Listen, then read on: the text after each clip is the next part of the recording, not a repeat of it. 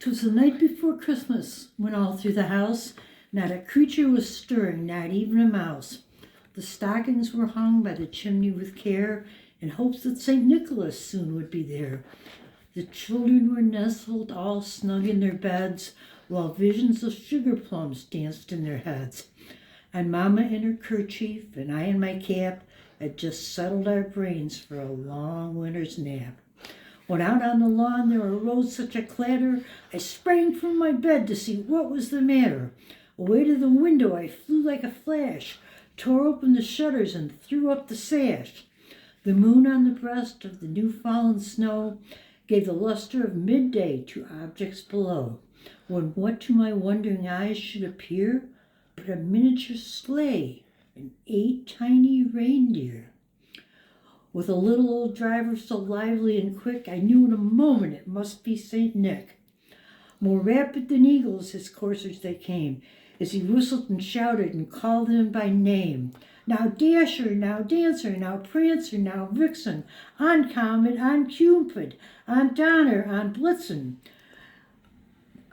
To the top of the porch, to the top of the wall, now dash away, dash away, dash away all.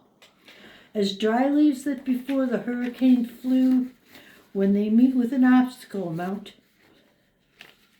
to the sky. So up to the housetop the coursers they flew, with a sleigh full of toys and St. Nicholas too. And then in a twinkling I heard on the roof, as I drew in my head, the pawing and prancing of each little hoof. As I drew in my head and was turning around, down the chimney St. Nicholas came with a bound.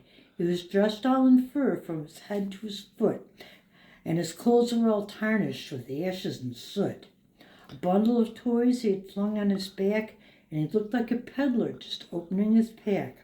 His eyes, how they twinkled, his dimples, how merry. His cheeks were like roses, his nose like a cherry. His droll little mouth was drawn up like a bow, and the beard on his chin was as white as the snow. The stump of a pipe he held tight in his teeth, and the smoke, it encircled his head like a wreath.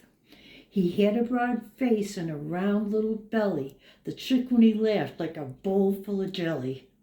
He was chubby and plump, a right jolly old elf, and I laughed when I saw him in spite of myself.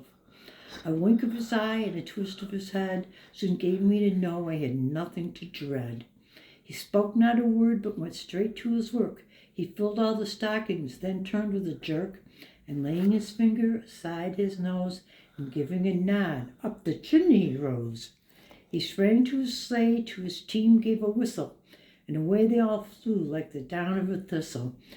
But I heard him exclaim, ere he drove out of sight, Happy Christmas to all, and to all a good night.